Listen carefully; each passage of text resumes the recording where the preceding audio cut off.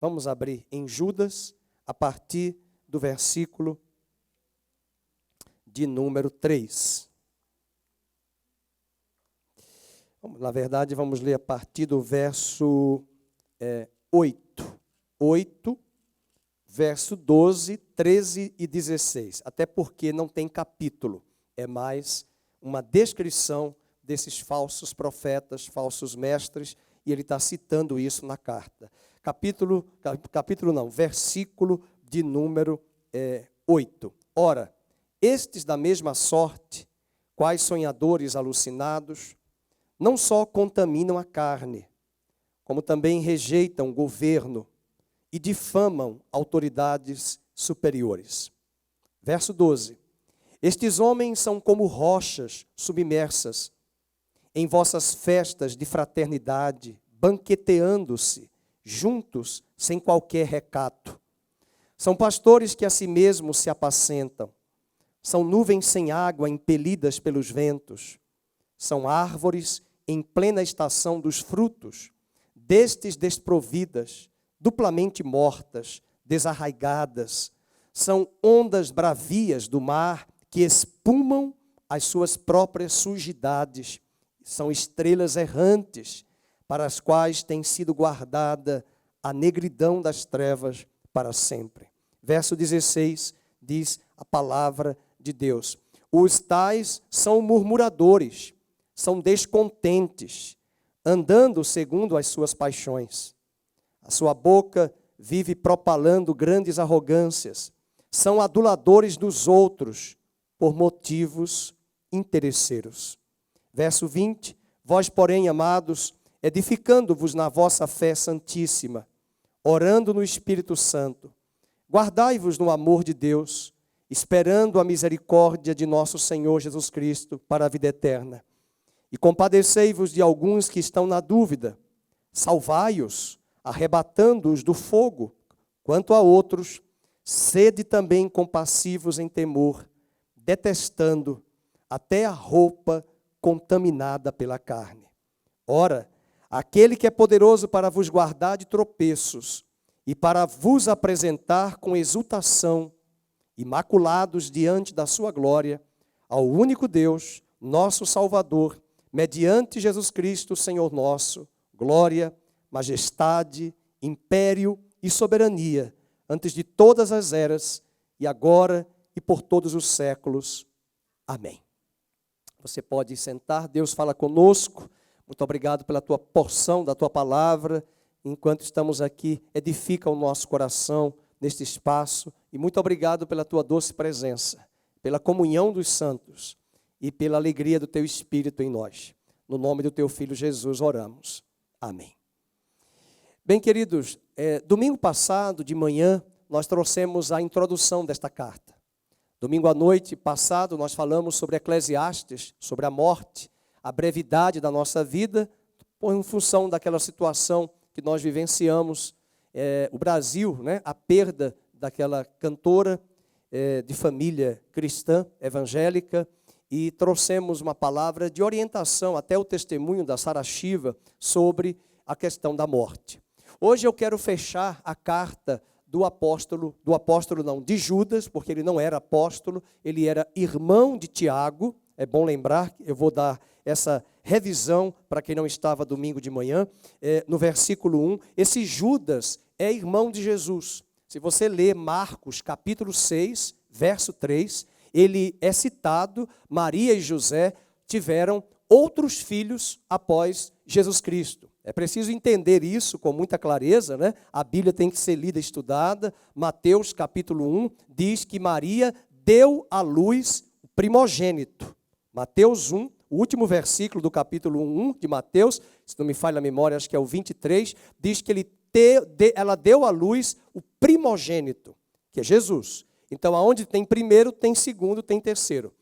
Então, aquele filho não foi fruto de uma união dela com José, mas ela teve outros filhos, e você pode ler em casa, a Renata, o Rogério vai colocar para nós Marcos 6, verso 3, você vai encontrar a referência dizendo que, olha aí, ele não é este o carpinteiro, filho de Maria, irmão de Tiago, José, Judas e Simão, e não vivem aqui entre nós as suas irmãs? E escandalizavam-se nele. Então Maria e José tiveram outros filhos, isso é muito importante, e é bom lembrar aqui, não é o nosso objetivo, que quando Jesus morreu na cruz, Maria estava viúva, possivelmente. É por isso que ele pediu a João, irmão de Tiago, para que João cuidasse de Maria, porque ele foi o último apóstolo a morrer. Ele morreu de morte natural e já morreu em avançada idade. Dizem os historiadores que João tinha 18 anos de idade quando Jesus o recrutou para ser apóstolo. Então ele era muito novo, muito jovem, e é ele quem vai cuidar de Maria. Que responsabilidade, né? Cuidar da mãe do seu amigo de aliança, né? Que é Cristo, seu mestre.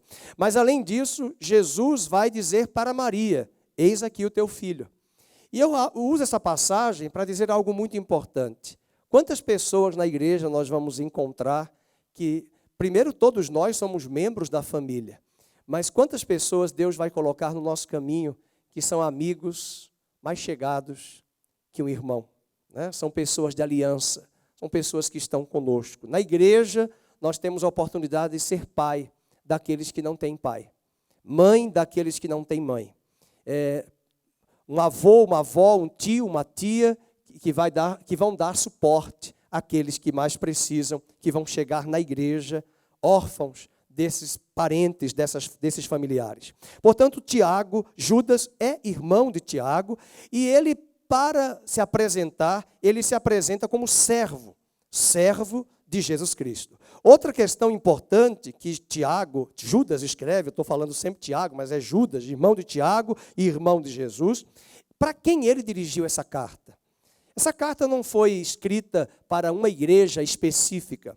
Essa carta não foi escrita para uma pessoa. Por exemplo, Paulo escreveu a carta a Timóteo, 1 Timóteo, 2 a Timóteo. Pedro não escreveu a carta para ele mesmo, nem escreveu a carta para outras pessoas, no sentido específico de uma igreja. Ele usa a expressão Pedro para aqueles que estão peregrinando, aos forasteiros, aos que estão dispersos, que foram dispersos na perseguição romana aos judeus e aos cristãos. Então ele escreve a carta para os forasteiros, para os dispersos. Judas vai escrever a carta com muita alegria. Eu fico contente de ler essa carta, porque ele diz assim, veja bem, para quem ele escreveu. Verso 1, aos chamados, vamos ler? Aos chamados, verso 1, aos amados em Deus Pai e guardados em Jesus Cristo. Implicitamente, ele já falou da Trindade. Chamados pelo Espírito, porque você e eu fomos convencidos do pecado pelo Espírito. Nós somos amados por Deus Pai, porque Efésios 1 diz que Ele nos escolheu antes da fundação do mundo e nos amou.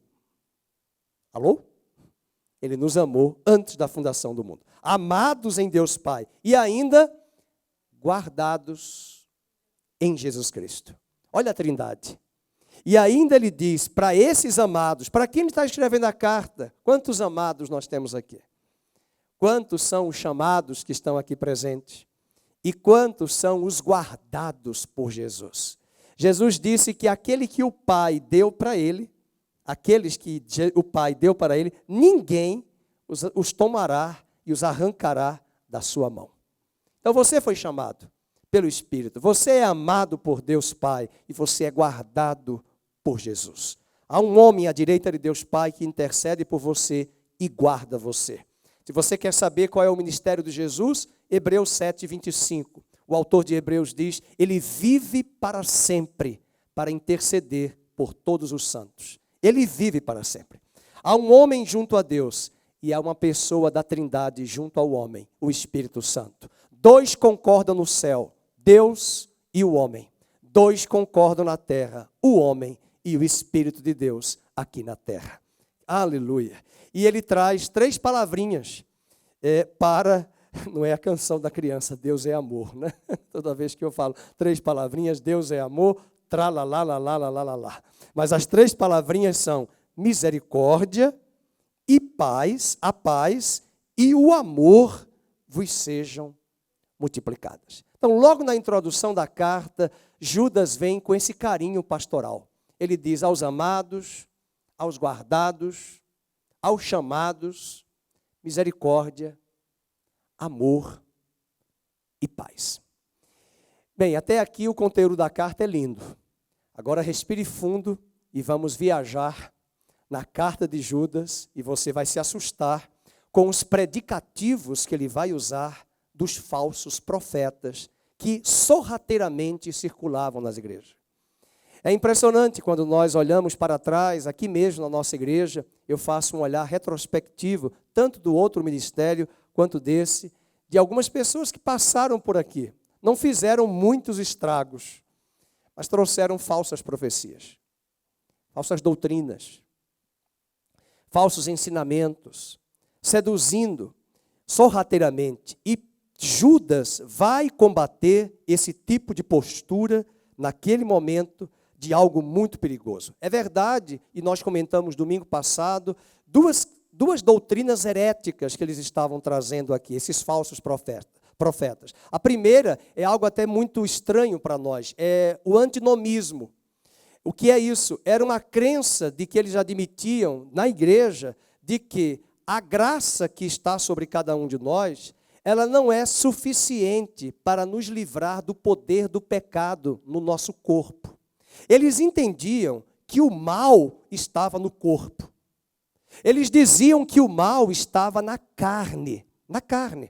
E por conta disso, se o mal está na carne, nós não vamos nos libertar do pecado e, portanto, mesmo que nós estejamos debaixo da graça, a nossa carne, o nosso corpo é escravo do pecado. Isso abriu uma premissa perigosíssima. Paulo depois vai dizer, se Cristo não ressuscitou, é vã a nossa fé, e se Ele não ressuscitou, Ele não pode nos dar uma nova vida. E se nós não temos a nova vida, nós continuamos sobre a esfera do domínio do pecado no nosso coração e o nosso corpo é escravo do pecado. Por causa dessa doutrina que Paulo traz, por causa dessa heresia que esses falsos mestres traziam, Paulo vai corrigir nas suas cartas aos Romanos, em Gálatas, e agora Judas vai combater porque eles ensinavam esse tipo de prática nas comunidades cristãs daquela época. Veja, por exemplo, no versículo de número 4. Pois certos indivíduos, ele não diz o nome, certos indivíduos se introduziram com dissimulação, os quais, desde muito, foram antecipadamente pronunciados para esta condenação. São homens ímpios, vamos ler juntos, que transformam em libertinagem a graça de nosso Senhor. Veja a expressão forte. Tomam a graça de Deus e tornam-na libertina, promíscua. Paulo vai dizer aos romanos, se Cristo não ressuscitou e nós não mudamos de vida, comamos e bebamos, que amanhã morreremos. E aí tem um pagodeiro que diz, deixa a vida nos levar, e a vida nos leva e leva eu. Ou seja, deixe a carne dominar a sua vida. Deixe a carne ser senhora da sua vida. Não, veja bem, queridos, o problema não é a nossa carne. Vamos arrumar logo a nossa cabeça aqui. O problema da humanidade é um só. Eu nasci em pecado, e em pecado a minha mãe me concebeu. O meu espírito está morto em pecado. Nós somos pecadores. Entretanto, esse corpo ficou escravo do pecado. Paulo agora vai dizer em Romanos, se outrora vocês ofertaram os seus corpos, os membros do seu corpo para o pecado, enquanto estava na velha natureza adâmica, agora ofertem os seus membros como ofertas vivas para a justiça de Deus. Se antes os seus ouvidos eram dados à fofoca, tápios e conságrios para ouvir os oráculos de Deus. Se antes a sua boca era para difamar, falar palavreado frívolo, use seus lábios para proferir os oráculos de Deus. Se antes os seus olhos era para cobiçar o corpo do sexo oposto, use os seus olhos para glorificar a Deus e não coloque os seus olhos nas práticas das paixões e concupiscências. Paulo está dizendo que o problema não é o corpo, até porque um dia este corpo não será destruído, ele será revestido da incorruptibilidade.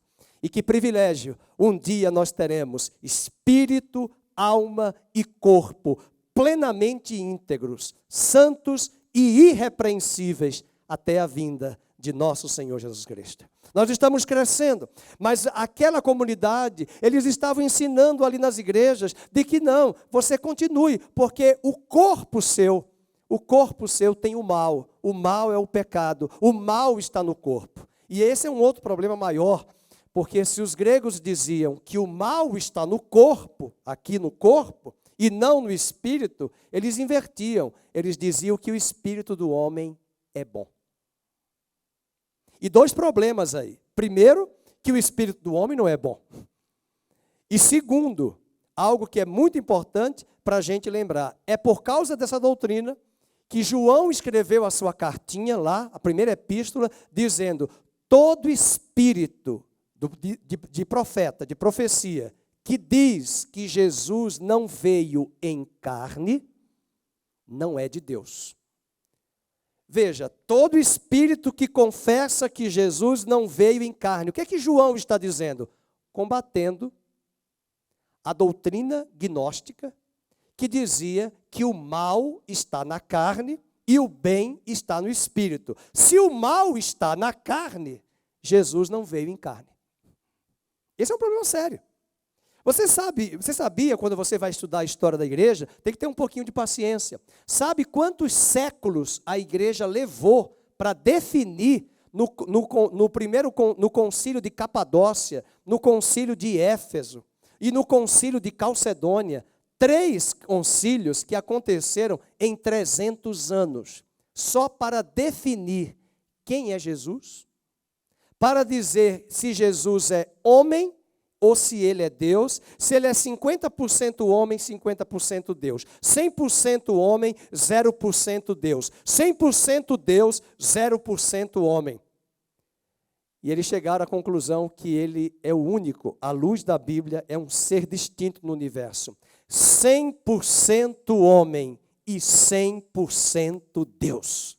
E nunca um hífen foi tão importante na divisão dessas duas palavras. É o único mediador entre Deus e os homens. E Paulo colocou no texto, Jesus Cristo, Deus, hífen, homem. 100% homem, 100% Deus. E essa era uma grande heresia. É por isso que um homem chamado Ário levantou uma doutrina, não tem nada a ver com Áries, é Ário, uma doutrina do arianismo. E essa doutrina do arianismo, ela está lá nos TJs. Quando o testemunha de Jeová chega na sua casa e ele diz assim, Jesus não é Deus, é Filho de Deus, quem trouxe essa doutrina foi Ário, lá no 1º século da era cristã. E João e Judas estão combatendo essa heresia, afirmando agora que Jesus veio em carne. Ele tem um corpo humano, ele teve uma natureza humana, mas ele não nasceu em pecado. Está claro aqui? É só para mostrar a heresia. Agora vamos, porque a questão hoje não é estudar a heresia. É você olhar comigo e eu quero usar seis, você pode até anotar aí, 6 alegorias que ele vai utilizar para mostrar as figuras de linguagem em relação aos falsos profetas, aos falsos mestres. Então ele vai usar 6 ilustrações. A primeira, ele vai dizer que esses falsos mestres são rochas submersas. Rochas submersas. Veja o verso 12. Vamos comigo estudar esse verso 12. A palavra de Deus diz assim: estes homens são como rochas submersas em vossas festas de fraternidade. A palavra fraternidade aí, tem algumas Bíblias que mudam a versão. Ela coloca em vossas reuniões ágapes. A palavra ágape é a palavra amor. Então era muito comum, por isso que os cristãos foram chamados de canibais, e também foram chamados de praticarem orgias, porque eles colocavam lá, nas casas deles, lá na época do primeiro século, as reuniões ágapes. E a palavra ágape é a palavra mais zelosa nos gregos, na língua grega, para explicar sobre o amor perfeito. Você já percebeu que Roma, de trás para frente, é amor? Sabia disso? Sabe por quê? Vai lá na fonte de Trevi, na Itália, em Roma, quem já esteve lá. Aquela fonte ali, e ali naquela região, ali aconteciam as orgias, o sexo grupal. Ali surgiu o provérbio romano que dizia: comamos e bebamos, amanhã morreremos. Roma praticava o carnaval. São os carnavales. Foi ali de Roma em que os conquistados, das conquistas do Império Romano, de outros povos, os servos, os escravos que eles traziam, entravam pelados, nus, nas ruas de Roma, e as pessoas jogavam ovos, e faziam zombaria e escárnio, e eles vinham acorrentados, e alguns deles, eles eram assediados até sexualmente para humilhá-los. Isso em Roma. É a perversão do amor verdadeiro, ágape. Essas reuniões dos cristãos, que eles se reuniam, e aqui é bom lembrar que quando eles falavam assim, banqueteavam-se juntos, sabe por quê, queridos? Eu estou com saudade dos nossos almoços aqui na igreja. Porque é para ter comunhão. Infelizmente, a pandemia nos limitou. E nós estamos muito dispersos. Eu não estou falando apenas da comida, eu estou falando de dar tempo para conhecer o meu irmão. Essas reuniões aí, que eles banqueteavam-se, eram as reuniões ágapes, as reuniões que eles chamavam, nós chamamos hoje culto. Se você um dia viajar para os Estados Unidos, para a Europa, não tem a palavra culto. Pelo amor de Deus, não vá falar em inglês cult. Não existe. A palavra culto em inglês é service, é o serviço. Né? Então, o que é culto? Os americanos não falam culto. Não existe a palavra culto, é serviço. É o serviço, é o termo que eles usam. Então, eles vão ministrar a Deus. Seria aquilo que a palavra ministro quer dizer, servo. Nós vamos servir a Deus. Quando a Terezinha hoje e o Nelson vieram para o culto, eles foram escalados na diaconia, mas eles vieram servir e adorar a Deus servindo. Serviço, ok? Serviço. Então, essa questão aí é muito importante de colocarmos essa ideia destes homens que estão frequentando essas reuniões. E eles participaram das reuniões ágapes. Mas um cuidado, Judas disse, são rochas submersas. E o que seria bem estas rochas? O Titanic tinha 269 metros de comprimento. 46 mil toneladas.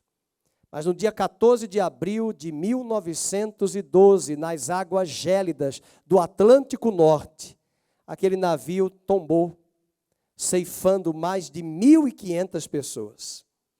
E assim são os falsos mestres. Quando quem embarca nas doutrinas que eles ensinam e nas heresias aparentemente seguras, porque o navio era aparentemente seguro. Chegaram até dizer, nem Deus impedirá este navio de avançar e prosseguir. Nem Deus. E aquele navio com todo luxo, com toda ostentação, andando nas águas do Atlântico Norte, aquele navio seguro, e aquela tripulação que embarcou ali não se dava conta que estava num ambiente também vulnerável e frágil, cheios de icebergs, que a priori eram rochas submersas nos oceanos, mas que na verdade, só uma aparência, eles tinham um fundo muito mais profundo. Uma base muito mais profunda, melhor corrigindo. E foi esta base, foi este iceberg que tombou aquele navio. Quantas pessoas vão buscar modismos, tendências nas igrejas contemporâneas e embarcam nessas doutrinas e heresias aparentemente seguras, e elas fazem uma viagem rumo ao desastre. Eu conheço algumas pessoas que estão afastadas da igreja há muitos anos. Elas não querem saber de igreja. Foram enganadas por falsos profetas, falsos mestres. Algumas delas também erraram porque elas buscaram esse tipo de prática e não querem reconhecer, mas cada um vai prestar contas a Deus. Uma das características desses homens que sorrateiramente entraram na igreja daquela época, falsos mestres, Judas compara eles como rochas submersas. Outra palavra importante, no verso 12, a parte B. Primeiro ele diz que ali são rochas submersas. Agora ele usa a alegoria de pastores que se apacentam a si mesmos, que apacentam a si mesmos. Veja o verso de número 12. Estes homens são como rochas submersas em vossas festas de fraternidade. Olha aí a palavra fraternidade. Banqueteando-se juntos, sem qualquer recato. São pastores que a si mesmos se apacentam. São pastores que, ao invés de cuidar do rebanho, estão abusando do rebanho e do povo. Tem uma passagem muito forte em Ezequiel 34:2. Ezequiel 34:2, você verá comigo na tela. Filho do homem, profetiza contra os pastores de Israel e diz-lhes, assim diz o Senhor Deus, ai dos pastores de Israel, que se apacentam a si mesmos e não apacentarão os pastores as ovelhas. Cuidado para não dizer apacentarão, não é com pau, é apacentarão, de apacentar. Essa é uma marca de um pastor genuíno. O pastor tem que ter realmente alguns critérios, ele tem que ter uma baliza, a palavra, ele tem duas ferramentas importantes, a vara e o cajado. A vara para mostrar e conduzir o caminho que as ovelhas vão seguir. O cajado para tomar a ovelha, corrigir a ovelha que se desviou, que caiu ali no meio dos penhascos e trazê-la com aquele ganchinho para o canto e corrigi-la. O profeta Ezequiel diz que existiam falsos pastores, ai dos pastores, e ainda Judas nos fala aqui que esses homens eram pastores que apacentavam a si. Eles são exploradores do rebanho e não pastores do rebanho. O vetor que dirige o pastor, que esses falsos pastores, é o financeiro e não o espiritual, o ensino da verdade. Veja, por exemplo, 2 Coríntios 11:20. Vamos ver 2 Coríntios 11:20. Olha o que o apóstolo Paulo diz aqui. Tolerais quem vos escravize, quem vos devore. Tolerais quem vos detenha, quem se exalte, quem vos esbofeteie no rosto. Paulo era o pastor desta igreja de Corinto. Essa igreja nunca reconheceu a autoridade apostólica dele. E aí ele diz, interessante, vocês não me aceitam, mas vocês toleram quem vos escraviza? Vocês não me aceitam como pastor, disse Paulo aos coríntios, mas vocês toleram quem devora vocês? E é interessante, né? Tem ovelhas que são devoradas por esses gananciosos e falsos pastores, e elas ficam lá, e quando tem problema, pastor Fernando, e me ligam, né? Eu falei, mas escuta, você está em qual igreja? E tal igreja. Dependendo da pessoa, dá vontade de dizer, mas procure o seu pastor. Às vezes, irmãos, não dá para dizer, porque a ovelha está tão arrebentada, como diz a pastora Vânia, o falso pastor jogou a ovelha de 4 patas no chão e ela ficou arriada, caída e, como diz no Nordeste, arrebentada, sem conseguir se levantar. Tem ovelhas assim, jogadas, largadas. Tem pastores que querem controlar até a vida pessoal da ovelha. Deus não nos chamou para isso. O pastor tem uma responsabilidade espiritual. E nós podemos conquistar o irmão pelo relacionamento de aliança. E qualquer um de nós pode corrigir também o irmão em amor e em verdade. Em verdade e em amor. Mas cuidado com esse tipo de prática desses pastores que apenas focam o explorar as ovelhas, o manipular e o extrair das ovelhas, e não são pastores, conforme diz Judas em sua carta. Outra característica, essas últimas 4 que eu vou falar, são todas elementos da natureza. Eu chamo a atenção, porque até aqui ele falou de rochas submersas, que também não deixa de ser um elemento, pastores que se autoapacentam, mas as últimas 4 que eu vou falar são todos elementos da natureza. E ele vai usar no versículo 12 ainda a parte C. Vejam aí no verso 12 a parte C do versículo. São pastores que se apacentam a si mesmos e são nuvens sem água impelidas pelos ventos. Nuvens prometem chuva. Quando a gente olha uma nuvem, eu tinha um tio que já morreu, que ele olhava para a nuvem e dizia, vai chover. E chovia. Ele sabia discernir. Mas desapontam. Muitas vezes essas nuvens podem trazer chuva, e até eu já vi previsão aqui nos órgãos estaduais aqui da Unicamp, que falam o CEPAGRE, vai chover, e às vezes não chove. E o vento sopra. As chuvas, as nuvens prometem, mas muitas vezes elas não trazem a água aqui para a nossa região. Esses apóstatas, eles parecem trazer ajuda espiritual.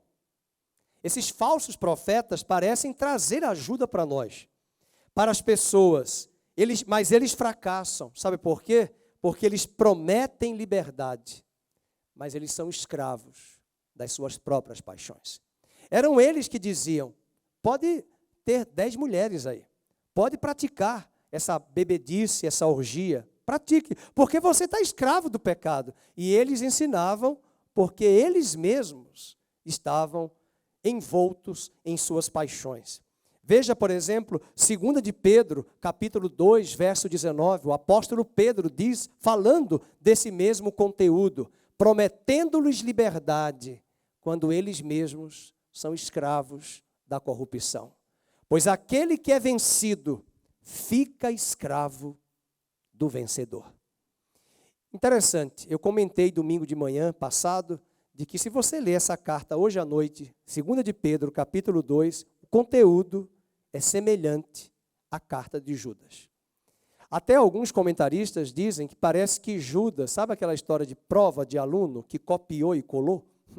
Sabe o Ctrl+C, o Ctrl+V do computador do Word? Se você ler 2 de Pedro 2, parece que Judas copiou e colou. E se você ler Judas, você vai pensar, Pedro copiou e colou. O conteúdo é muito semelhante. E ambos estão combatendo esses falsos profetas, esses falsos mestres, que agora Judas chama eles de nuvens sem água. Os agricultores sabem o que é isso. Não sei quantos irmãos aqui já trabalharam na agricultura, já trabalharam aí em sítio, em fazenda. Os agricultores, eles olham para as nuvens e eles mantêm ali e nutrem uma esperança de que vai chover para molhar a terra e regar e colher os frutos. Entretanto, essas nuvens de promessa que esses falsos mestres traziam, desaguavam em nuvens de esperança, porque logo se revelava em mentira. Os falsos mestres são capazes de ser proeminentes e até atraentes, mas eles não são capazes de trazer chuvas. São inúteis. E esse é um grande problema. Eu diria que nuvem sem água é uma nuvem que, como dizia uma música lá da década de 80, vai passar. Uma música que até me dava sofrência. Aquela nuvem que passa, lá em cima sou eu. Ela vai passar. E essas nuvens que não têm esse peso, né? E a gente consegue ver aqui as nuvens na região. Quando eu vim morar em Campinas, em São Paulo, foi a primeira vez, talvez, que eu consegui ouvir uma trovoada. Hoje no Nordeste tem muito mais, mas lá em Maceió, cadê a dona Marta, que já morou lá em Maceió, e a irmã Silvia, a gente não via essas chuvas de verão. Eu nem conhecia chuva de verão, porque lá no verão não tem chuva. Chuva no Nordeste é maio, é junho e julho. E aqui eu fui conhecer essas nuvens escuras, que quase estão ali próximas à nossa cabeça, dependendo do prédio que você mora, do edifício. Eu fui ver isso aqui em São Paulo. Essas chuvas são pesadas. Essas chuvas caem, elas têm água, mas algumas delas não caem a água naquele local. São levadas pelo vento. Elas podem trazer promessa, mas muitas vezes não traz a esperança do cumprimento daquilo que nós esperávamos. Portanto, cuidado com falsas profecias, falsas promessas. Cuidado, veja, por exemplo, uma das coisas que me preocupa na igreja, a doutrina de que a igreja vai ser arrebatada e nós vamos logo, e o anticristo vai ficar. Nós queremos ir logo embora, mas isso é perigoso pela doutrina do escapismo. Escapismo. Tem até um adesivo de carro que um motorista de perua, uma vez eu fui ao centro de perua, e ele falou assim, furioso com os evangélicos, ele não sabia que eu era pastor. E eu estava logo no primeiro assento da frente, na perua, e ele viu um adesivo assim, em caso de arrebatamento, esse carro ficará desgovernado. Aí o sinal fechou, ele leu a frase, ele diz assim, tá aí, por isso que eu não gosto desses evangélicos, porque eles ficam pregando esse escapismo, que eles vão subir, que eles são os melhores, que eles são the best, e a tragédia e o caos fica aqui. Eu falei, eu vou falar nada, porque senão ele vai me expulsar dessa cadeira. Ele vai me tirar dessa cadeira. Então, às vezes, é perigoso, dependendo da doutrina. Quando nós vamos estudar a escatologia, nós não podemos afirmar uma corrente. Deixe que os textos falem por si. Essas correntes existem. Existem 3 correntes principais na escatologia. A Bíblia não vai falar de nenhuma corrente, a Bíblia vai falar que ele voltará, que ele virá. E a Bíblia vai dizer que o arrebatamento é bíblico, ele existe e que vai acontecer na segunda vinda, num piscar de olhos, rapidamente. Não há separação entre arrebatamento e segunda vinda, num espaço de 7 anos, 3 anos e meio. Não existe isso. A Bíblia diz lá em Tessalonicenses, abra aí a sua Bíblia, pode colocar na tela, 1 aos Tessalonicenses 4,16. Vamos lembrar disso. 4,16, olha aí. Porquanto o Senhor mesmo, dada a sua palavra de ordem, ouvida a voz da trombeta e ressoada a trombeta de Deus, descerá dos céus e os mortos em Cristo restarão primeiro. Agora volta para o 14 e para o 15, verso 14 e 15. Vamos lá, 14 e 15. É isso mesmo? Pois se cremos que Jesus morreu, ressuscitou, assim também Deus, mediante Jesus, trará em sua companhia os que dormem. 15. Ora, ainda faremos por palavra do Senhor isto, 2 pontos. Vamos ler agora em voz alta? Vamos fazer a pontuação. Veja a vírgula. Vírgula é para fazer a pausa e entender. Nós os vivos, vírgula, os que ficarmos, olha a crase, até a vinda. Os que ficarmos até a vinda. Os que ficarmos até a vinda. De modo algum precederemos os que dormem. Aí vem o 16. Porquanto o Senhor mesmo, dada a sua palavra de ordem, ouvida a voz do arcanjo, ressoada a trombeta, descerá dos céus. Aí quando ele vier, os que já morreram em Cristo, naquela hora, ressuscitarão. E os que estiverem vivos, verso 17, e depois nós os vivos, os que ficarmos até a vinda, seremos arrebatados, juntamente com eles, e vamos nos encontrar onde? Entre nuvens, para o encontro do Senhor aonde? Aonde? Não é no céu, é nos ares, porque ele já está descendo. Alô? Ele está descendo. Ele está descendo. Ele está descendo. E assim estaremos para sempre com o Senhor. E nós vamos descer com Ele. Agora mesmo, nosso presidente da República foi a Dubai. E assim que desceu do avião, achei interessante. Olha aí o protocolo, isso é arrebatamento. Ele vai, desce, até a esposa ficou para trás, porque ele vai se encontrar, descendo do avião. Quando ele pisa no solo, a comitiva do governante, do governo do Dubai, vem, se aproxima ao presidente, cumprimenta, e essa comitiva que se encontra com ele, agora eles vão juntos e voltam para o local onde essa comitiva estava. Essa é a figura do arrebatamento. Ele vai descer. E nós vamos nos encontrar com ele e desceremos com ele, porque Daniel capítulo 7 diz que os santos do Altíssimo descem com ele em glória. Aleluia. Se você não crê dessa forma, não tem problema. Lá na eternidade a gente vai saber o roteiro e o script. Não vai dar nem tempo de perguntar, a gente vai só fazer assim. Hã? Entendi. Ok, that's ok. Está tudo claro. A gente fica brigando por, é 7 anos, é 3 anos e meio. Mas essa doutrina não era nem tanto complicado. O complicado, meus irmãos, era a libertinagem. Era a promiscuidade. Era o pecado solto na igreja de Cristo. E Judas está escrevendo. Agora, o mais importante também, uma outra figura, árvores mortas. Meu Deus do céu. Respirem fundo, eu pedi para vocês respirarem fundo, porque ele está classificando quem são esses falsos mestres. Vamos lembrar, são rochas submersas, são pastores que se autoapacentam, são nuvens sem água, outra figura da natureza, árvores mortas. Para ter vida, uma árvore precisa ter raiz. E para ser útil, essa árvore tem que produzir fruto. Uma árvore sem raiz e nem fruto não é uma árvore. Ela é simplesmente um arremedo, uma propaganda enganosa, uma mentira. O Salmo 1, verso 3, diz que nós vamos frutificar como carvalhos, margeando um rio. Veja, o justo, vamos ler juntos?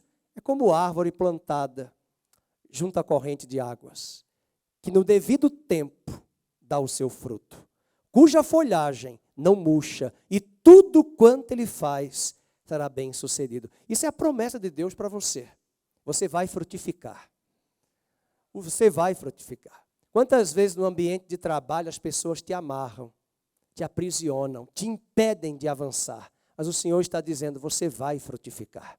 Quantas vezes na igreja nós começamos a perseguir, combater pessoas, não deixando essas pessoas frutificarem. Mas o Senhor diz, amplia o lugar da tua tenda, alarga a tua tenda, amplia as tuas estacas, não impeças, porque é tempo de frutificar. Mas estes homens, falsos mestres, os anos passam, as árvores já eram para dar frutos, nas estações devidas, e eles não dão.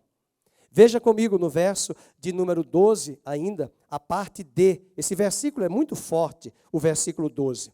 O versículo 12, a parte D, no finalzinho ele diz, são árvores, em plena estação dos frutos. Só que ela diz, ele escreve muito elegante, o texto, destes desprovidas. Essas árvores são desprovidas de frutos. Meus queridos, comece a observar as pessoas pelo fruto. Quantos anos você tem de caminhada? Os anos estão passando, nós precisamos amadurecer, nós precisamos crescer, nós precisamos frutificar. Hoje mesmo os jovens estão lá no acampamento, nós estamos aqui, já a nossa geração vai partir. Eu fico acompanhando lá no Instagram as pessoas da minha cidade. Ontem mesmo uma pessoa morreu, eu digo, ai meu Deus, mais um. Mas eu tenho orado para que Deus dê a vocês, e principalmente os adultos que estão aqui, porque nós precisamos ficar para essa geração que não tem modelo e referência. Deus quer levantar gente aqui de cabelos brancos com maturidade. Você não pode partir agora não. Ai pastor, está doendo tudo. Deixa doer, mas você vai ser curado. Mas Deus quer esses cabelos brancos, as cãs. Meus irmãos, essa geração que está vindo aí não tem baliza. Não tem parâmetros. É uma geração que para casar, só vai casar com 40 anos. Hoje você tem jovens no passado, da época de Cristo, João mesmo, 20 anos, já eram pessoas casadas, amadurecidas. Hoje a pessoa não amadurece, 40 anos, e não amadurece. Deus nos chama para a frutificação. E essas pessoas que estavam naquela igreja não tinham frutos. Veja o versículo número 12, ele fala isso. E eu chamaria a atenção. O fruto do justo é árvore de vida. Vamos ver aí Provérbios 11:30. Provérbios 11:30. Ele fala isso. O fruto na vida do justo é a marca do verdadeiro discipulado. Vejam aí, o fruto do justo é a árvore de vida. E o que ganha almas é sábio. João, Evangelho de João, capítulo 15, verso 8, Jesus fala que Ele é a videira verdadeira. Nisto é glorificado meu Pai, em que João, que deis muitos frutos, é isso mesmo, deis muito fruto, e assim vos tornareis meus discípulos. O problema desses falsos mestres é que eles estão numa época que já era para dar fruto, mas eles não frutificam. Um casal que congregava conosco aqui saiu, mas na verdade eles saíram e não saíram, estão conosco, mas moram em Vinhedo, o Fábio e a Cris, mas estão muito cansados e exaustos de deslocamento, né? E ele viaja muito, está viajando muito agora para fora do Brasil. Tem sido uma fase difícil. E nós choramos aqui no dia em que eles vieram compartilhar, conversando sobre essa situação. Mas ele disse, pastor, eu não precisei falar nada. Ele disse, pastor, eu vou vir aqui várias vezes, né? E veja se o senhor consegue uma igreja para nós em Vinhedo. E eu disse, eu já tenho uma igreja, vou indicar uma igreja presbiteriana de um pastor que eu conheço, admiro, e vocês vão gostar muito dessa igreja. Encaminhei, eles já foram. Mas eles disseram, pastor, a gente vem para cá. Mas eu achei bonito uma coisa muito linda que eu observei no casal. O primeiro ponto é que eles disseram que já tinham visitado algumas igrejas e que se sentiram muito mal pelo que estava sendo pregado. Veja como existem ovelhas, graças a Deus por isso, que têm discernimento, que percebe o que está sendo pregado de púlpito. E a outra questão que nós demos risadas e lembramos é que eu olhei para os filhos que já estão crescendo e essas duas crianças que eu os vi nascer, dediquei-as ao Senhor aqui na nossa igreja e até no ministério anterior. Eu lembro que o pastor às vezes não termina o culto aqui, irmãos, vai para casa, mas não terminou não.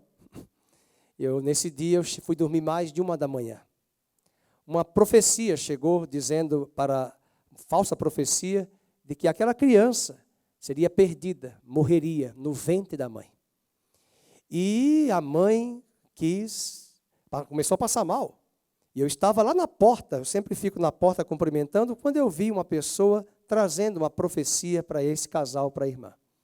Meus irmãos, eu não vou esquecer a palavra do marido. O marido me chamou e disse, pastor, eu quero saber o que é que eu faço, porque eu estou para quebrar aí os dentes desse homem que trouxe essa profecia.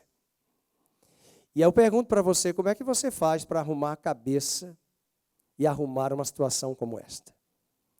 Os anos passaram e eu pude dizer para ele, que bom, a criança está com saúde, com vida. A criança nasceu, cresceu. E o grande perigo, e a gente precisa entender isso, que toda profecia que foi proferida e não se cumpriu, não se esqueçam disso. Números vai nos falar, é falso profeta. Leia depois em casa, Números, capítulo 12, 13. Deus disse que se a profecia for trazida, não se cumprir, é falso profeta. E nós recordamos desta profecia, desta palavra, e só para lembrar os irmãos, como é perigoso quando nós olhamos para estas árvores mortas, que pelos anos decorridos, que já eram para dar frutos, e não deram frutos. Que Deus nos ajude e que Deus nos dê discernimento. Vamos para as duas outras alegorias. Ondas bravias do mar. Eu que cresci em região praiana, posso dizer, ondas bravias do mar. Olha o verso 13. São ondas bravias que espumam as suas próprias sujeiras. Eu já vi mar de ressaca. Ressaca no mar. O mar joga a sujeira que está ali presente. Vai jogando a ressaca do mar, aquela água suja, poluída pelos ventos. E Judas está nos dizendo que essas ondas vão carregar as sujeiras, verso de número 13, acompanhem comigo. Tem que colocar o óculos, irmãos. Ondas bravias do mar que espumam as suas próprias sujidades. Esse foi o exemplo de um tsunami que varreu a Indonésia em 2004, destruindo vários lugares da Ásia, matando centenas de pessoas. E no Japão também o tsunami de 2011. E essas ondas gigantes inundaram a terra de lixo e lama e levaram à morte por onde passaram. Quanta sujeira, quanto estrago nós encontramos desses falsos mestres que são chamados por Judas de ondas bravias do mar com sujidade. E a última alegoria são as estrelas errantes. Elas não são de Hollywood, não. E essas estrelas, no verso 13, Judas não está falando de astro, no caso de planeta, no caso Júpiter, Saturno, Terra, Marte, Vênus. Esses planetas, eles têm uma órbita. Eles giram em torno de uma órbita, regrada pela própria natureza, pelo próprio Criador que estabeleceu. Mas ele está falando de que esses homens são estrelas errantes.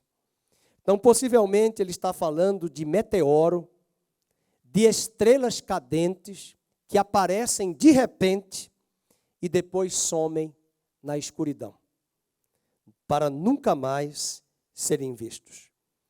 Judas não está falando de planetas nem de cometas, porque os planetas e os cometas são estrelas que têm uma órbita. Eles não são estrelas errantes. Eles têm uma órbita bem definida. E esse elemento que Judas menciona, ele está se referindo e comparando a esses falsos mestres, a um anjo caído chamado Lúcifer, que quando caiu, arrastou uma terça parte das estrelas dos céus, por rebeldia. Eles são pervertidos, eles são malignos e o pior, eles induzem as pessoas ao erro. Veja, por exemplo, no verso 6, ele clarifica essa ideia, trazendo para nós esse elemento característico desses falsos mestres. Verso 6, acompanhe o raciocínio. E há anjos que não guardaram seu estado original, mas abandonaram o seu próprio domicílio. Ele tem guardado sob trevas, em algemas eternas, para o juízo do grande dia. E como Sodoma e Gomorra, as cidades circunvizinhas que, havendo se entregado à prostituição, como aqueles seguindo após outra carne. Então ele comenta no verso 6 sobre estes homens rebeldes e insubmissos. E aí nós fechamos esses 6 elementos alegóricos e eu quero trazer 4 verdades aqui que ele encerra a palavra, a carta. Como é que nós podemos combater esses falsos mestres? Como é que nós podemos combater estas heresias e esses comportamentos levianos e promíscuos e apóstatas na igreja contemporânea? Ele dá a dica para nós e eu queria que você anotasse essas 4 dicas. Alguns anotam na mente, outros anotam no coração e outros anotam na caneta e no caderno. Eu faço nos 3, quando o pastor Felipe está aqui pregando ou um outro pastor. Primeiro, relembre a palavra de Deus. Relembre a você mesmo, a você mesma, a palavra de Deus.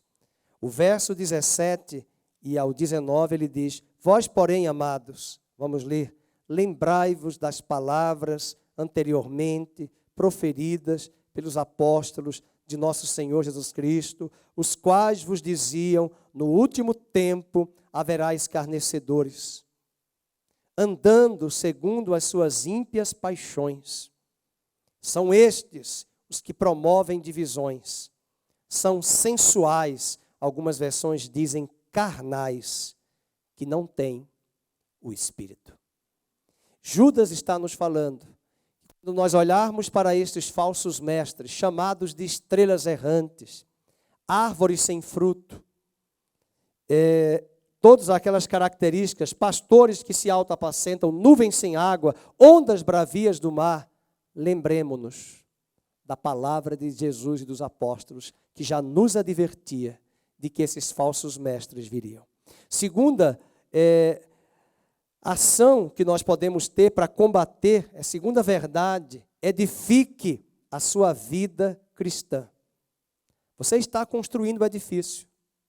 Se você olhar para 1 Coríntios, capítulo 3, Paulo está falando numa linguagem de engenharia e arquitetura, e Paulo diz em 1 Coríntios 3, nós não vamos abrir, não precisa, ele diz, o fundamento já está posto, fundamento, o alicerce, mas ele conclui, mas cada um veja como vai construir o seu edifício. Você está em um processo de construção. Você está num processo de construção. O edifício está sendo construído. Esse edifício, chamado em grego oikos, casa, né, de onde vem a palavra oca dos indígenas, os gregos chamavam de oikos, a casa, edifício. Paulo diz que quando essa casa oikos terrestre se desfizer, um oikos celestial está preparada. A Maria Luísa não é o que eu estou vendo. A Maria Luísa está aqui. Esse é o corpo dela, para a terra.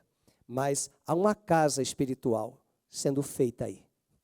E Paulo diz em 2 Coríntios 5, quando essa casa terrestre tombar, há uma casa celestial que vai se manifestar. Não é que ela vai receber uma casa celestial. Essa casa já está aí. Hebreus diz, a casa de Deus somos nós. A casa de Deus sou eu, é você. Portanto, como é que você está construindo a sua casa? Quais são os valores? Quais são os critérios? Meus irmãos, estejam preparados. Nós temos falado isso, nós pregamos Tessalonicenses há 3 domingos atrás. Um dos sinais da volta de Cristo para a igreja será apostasia. O que é apostasia? As pessoas se afastarão da doutrina, da fé. Elas vão esfriar. Elas deixam de congregar, elas deixam de... Porque quando nós deixamos de congregar, e a pandemia ajudou muito, a pandemia corroborou muito, porque quem dá a garantia de que eu estou aqui e quantas das minhas ovelhas que foram confiadas a mim estão ouvindo pelo YouTube? Nós temos irmãos, pessoas de idade aqui na nossa igreja, que não têm celular, só tem fixo, não usam celular. Como é que elas vão acompanhar o YouTube? Não tem YouTube, elas não têm celular. Elas não têm Smart TV. Como é que fica? Como é que vai ouvir? Uma irmã, que é a Marileide, que ela sempre vem de manhã, uma senhora que eu admiro, né? Ela teve toda a pandemia, ela teve todos os cultos aqui. Quando teve lockdown, todos os domingos que eu vinha com o pastor Felipe gravar, ela vinha e dizia, pastor, eu vim para o culto, viu? Eu digo, não, fique calado que eu já liberei para a irmã, entre e fique escondida. Entre nós, brincadeira. Ela disse, pastor, e ela vinha de máscara, não teve Covid, guardada, e ela já tem, acho que já está mais de 80 anos. Eu estive na casa dela um dia desse, ela já está mais de 80 anos. Está aqui sentadinha nessa cadeira, na segunda fila aí, todo domingo de manhã na escola bíblica. Todo domingo de manhã no culto. Cabelos brancos, as cãs. Professora de escola dominical lá em São Paulo, na igreja presbiteriana, há mais de 60 anos atrás. Conhece a Bíblia como poucos. E ela não deixou de congregar. E quando teve um mês aí que houve lockdown severo, que o filho pegou pesado nela, ela disse, pastor, eu desci todos os livros que eu já tinha lido lá atrás, de 30 anos, e passei a ler tudo de novo. Porque já que eu não vou para a igreja, eu vou ler todos esses livros para estudar a Bíblia e ser edificada e alimentada, porque eu tenho que me alimentar. Porque quando eu deixo de congregar, eu deixo de ter comunhão com os irmãos. Olha a sequência. Quando eu deixo de ter comunhão com os irmãos, eu deixo de encorajar o meu irmão. Quando eu deixo de encorajar o meu irmão, eu deixo de admoestar também o meu irmão e dizer, olha, não é por aí. O caminho não é este, o caminho é esse. E quando eu deixo de congregar, eu deixo de ter a oportunidade de ver que o Roberto chegou aqui hoje cabisbaixo, triste. E as máscaras, até isso elas escondem. E se ele está triste, na igreja eu tenho que terminar o culto e dizer, você não está bem, o que está acontecendo?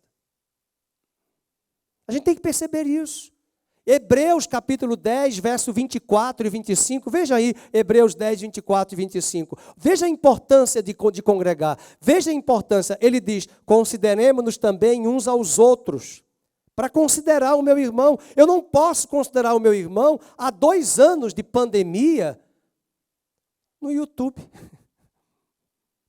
O YouTube é para um momento oportuno, uma situação remota. Vai ver o que está acontecendo, os estragos nas escolas. As particulares até que ainda estão razoavelmente bem. As públicas, como é que faz para recuperar conteúdo?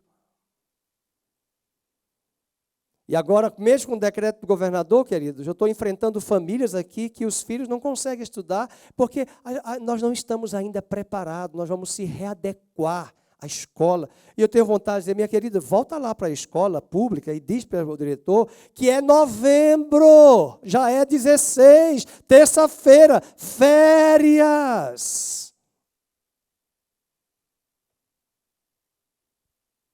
A gente pensa depois. E o déficit cognitivo, social, pedagógico para essas crianças? A gente vê depois. E a gente vai dizendo essa frase, a gente vê depois. Eu vou na igreja depois, mas vai no shopping, vai na farmácia, vai no mercado, vai de avião, vai para Fortaleza, vai para Salvador. E o vírus está só na igreja, no pastor, no microfone, no louvor. E aí nós vamos perdendo a oportunidade. Consideremos uns aos outros para nos estimularmos ao amor. Aí olha o que ele diz no 25, vamos ler juntos. Não deixemos de congregar-nos, como é costume de alguns. E antes façamos o quê? Admoestações. E tanto mais quanto vedes que o dia com D maiúsculo se aproxima. E me parece, e eu estou lendo muita coisa boa sobre isso, estudando sozinho sobre isso, investindo sobre isso, porque eu estou querendo ouvir o que as pessoas lá fora do mundo estão dizendo. Eu não estou nem lendo apenas livros da Bíblia e livros sobre escatologia. Eu estou lendo o que sociólogos, jornalistas, pessoas que pensam economia, política, sociedade, estão dizendo sobre essa nova ordem mundial, que não é globalização, é globalismo. É tentar juntar tudo no mesmo pacote e usar de certas políticas, de certos abusos para controle, para manipulação e podando as nossas liberdades. E fazendo cumprir os seus intentos, que não são mais partidários políticos, mas são ideológicos, em nome de alguém muito maior que está comandando para fazer isso, numa base piramidal, a partir de um topo piramidal. Que Deus nos ajude, que Deus nos dê discernimento. E eu só posso crer que a igreja somos nós, não é o prédio. E nós vamos corrigir uns aos outros, exortarmos uns aos outros, encorajarmos uns aos outros. E é na comunhão dos santos. Irmãos, a comunhão é importante. Comunhão é importante. Às vezes o irmão entra aqui, entra abatido, entra triste. Você tem que ver quem é que está triste. Não é só o pastor, não. Às vezes eu me sinto como um pastor homem elástico, lá na porta, para abraçar todo mundo. Mas às vezes a gente vai, termina o culto, a gente não olha, e agora a máscara está pior, porque a gente não consegue ver. A minha esposa às vezes fala, por que eu vou botar maquiagem? Porque a gente vai botar a máscara. Por que eu vou usar maquiagem? Se vai usar máscara. Aí põe a maquiagem, põe máscara. Vai para o casamento, maquiagem, máscara. Então para que máscara? Para que maquiagem? Vai sem máscara, vai sem maquiagem mesmo, põe a máscara. Uma vez eu entrei de máscara num lugar com óculos escuros, que eu estava no sol durante o dia, e nem me dei conta, a pessoa, já estava todo o ambiente escuro, a pessoa falou, hã? Aí eu falei, desculpa, nem me lembrei que eu estou de máscara e de óculos. Parecia um magrelo de óculos, cobrindo o rosto tudo, parecia o Batman, o Robin lá, o personagem lá com o rosto todo tapado. Até o olho e a parte do rosto, a boca e o nariz. Mas Judas está nos dizendo, edifique a sua vida. Eu quero perguntar hoje, como é que você está edificando a sua vida nessa pandemia? Os dias são difíceis. E eles estão nos chamando para termos esse tempo de recarregar o azeite. As 10 virgens dormiram, meus irmãos. 5 guardaram azeite. Todas dormiram, era escuridão. E eu quero convidar você a se esforçar para desenvolver com disciplina um horário do dia para você ler a Bíblia. Eu gosto muito da madrugada. E eu gosto de usar aquele horário, ler a Bíblia, fazer os meus pedidos. Às vezes nem sempre vou fazer os pedidos em voz alta, eu até anoto no caderno os meus pedidos, a data, as orações intercessórias. George Miller, que foi o homem que mais adotou crianças no orfanato da Inglaterra, teve todas as orações dele respondidas. Sabe aonde ele fazia as orações? Num caderno. Ele anotava o dia e dizia: peço que o Senhor venha prover o almoço para as crianças amanhã. E até tem um caso que ele conta no seu relato, para fazer o checklist de gratidão, para dizer: o Senhor respondeu, o Senhor respondeu. E num dia que ele orou, não tinha nada na despensa para sustentar mais de 150 crianças no seu orfanato. Houve uma festa no Palácio da Inglaterra. E essa festa foi cancelada e toda a comida foi enviada para o orfanato, porque alguém disse: mande para o orfanato de George Miller. E de repente ele estava orando com todas as crianças, sentado à mesa, fechou os olhos. Vamos agradecer. A pessoa que trabalhava na cozinha disse: não tem nada, senhor George Miller. Deus proverá, irmã. Fechou os olhos, orou. Quando ele olhou e abriu, uma carruagem chegou do rei da Inglaterra, dizendo: comida chegou. Deus respondeu. Ele não precisava falar alto, ele colocava no seu caderno os seus pedidos. E não se conhece na história da igreja alguém que anotou todos os pedidos de oração, e ele, antes de morrer, disse: todos eles foram respondidos por Deus. Faça isso. Coloque uma data, tenha disciplina. Cristão, tem disciplina para ler a Bíblia, para orar. Irmãos, dá sono quando a gente vai ler a Bíblia, for de noite, que eu estou cansado, dá sono. Às vezes eu estou cansado, não vai ler, não estou com vontade de ler, eu digo: então você vai orar, Fernando. Terminei de orar, já fiquei mais empolgado, agora você vai ler. E você vai fazendo essa caminhada. Não fique tão preocupado com a quantidade de capítulos, mas tenha qualidade de leitura. Qualidade de leitura. E deixe que o Espírito conduza você, e você vai ter edificação. Veja o verso 20 e 21. Vós, porém, amados, edificando-vos na vossa fé santíssima, como? Orando no Espírito Santo. 21. Guardai-vos no amor de Deus, esperando a misericórdia de nosso Senhor Jesus Cristo, para a vida eterna. Terceira verdade: comprometa-se com a evangelização. Comprometa-se com a missão da igreja de alcançar vidas e acompanhar as vidas. Veja o versículo 22. Compadecei-vos de alguns que estão na dúvida. Quantas pessoas estão na dúvida?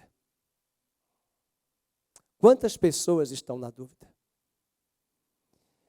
Quantas pessoas estão debaixo do engano? Estão tomadas pelo medo, pelo terrorismo. Sabe quem deve ser essa palavra de esperança? Você e eu. Vamos ter compaixão delas e vamos orientá-las. Vamos mostrar para elas. Que bom que chegou mais um canal de TV no Brasil para trazer a verdade, porque está difícil encontrar a verdade nos noticiários. Eu mesmo já fui vítima de pregar uma vez numa rádio, não vou dizer o nome porque está ao vivo, e a jornalista me dizer: o senhor não pode ser apresentado como pastor. Eu falei: por quê? Porque aqui é a empresa X. Aí eu digo: então vocês não querem pastor? E por que vocês convidaram um pastor teólogo para falar de escatologia? E aí eu falei brincando para ela: chama um pai de santo então. Porque vocês chamam várias pessoas. Agora, eu sou pastor, eu não posso ser apresentado como pastor na rádio ao vivo. A minha pergunta para a senhora é: como é que o rádio ouvinte vai entender que a resposta que quem está dando, quem é essa pessoa? Eles não me conhecem, eles não sabem a minha formação, eles não sabem o meu pensamento. Alguém tem que dizer para eles quem é essa pessoa. Não, mas aqui é a emissora X. Eu sei que eu a persuadi e falei: então a senhora vai fazer o seguinte, a senhora vai dizer que eu sou um teólogo. Pelo menos a senhora tem que dizer. Para que eles saibam que tipo de resposta eu vou dar. Porque eles podem pensar que eu sou um antropólogo, eles podem pensar que eu sou um humanista. Só tem que dizer qual é a formação. Dando aula de jornalismo para uma pessoa que é jornalista, para apresentar o que vai ser entrevistado. E ela começou a me cercear de certas coisas que eu não poderia dizer. E eu fiquei pensando, cadê a minha liberdade de expressão? A minha liberdade de pensamento? Para que eu vou fazer uma pergunta se eu não quero que a Rose responda a resposta daquela maneira? Eu quero a resposta segundo ela.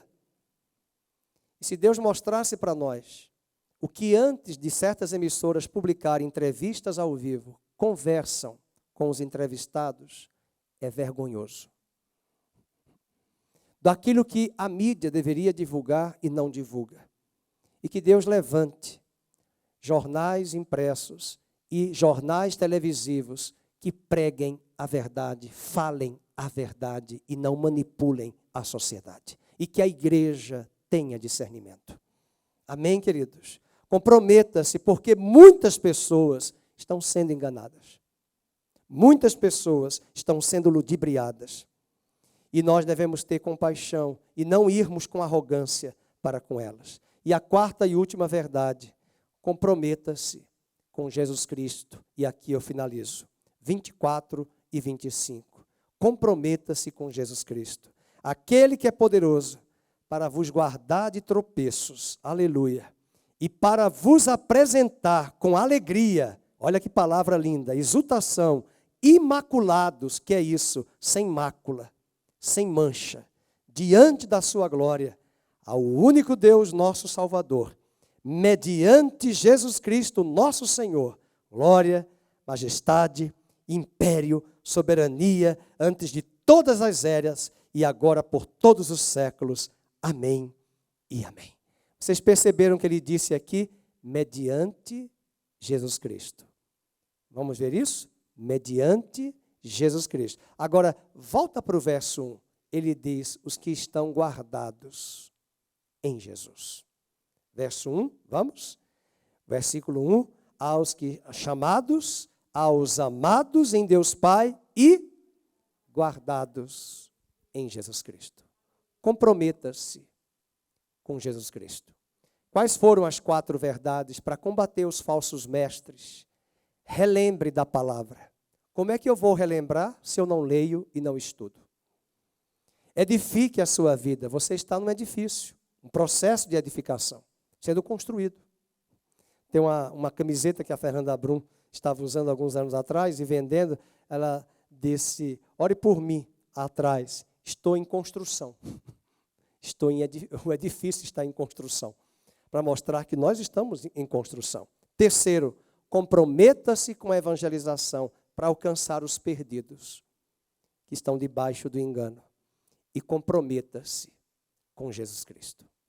Obrigado por você ter vindo aqui hoje à noite. Eu pedi ao Senhor, Senhor, manda o teu povo. O inferno não tira férias. O inferno não tira férias. Há muitos jovens e crianças no acampamento. Adultos que estão descansando, viajando, tirando esse tempo para descanso. Que bom. Mas a igreja continua firme na caminhada, na jornada, e as portas do inferno não prevalecerão contra ela.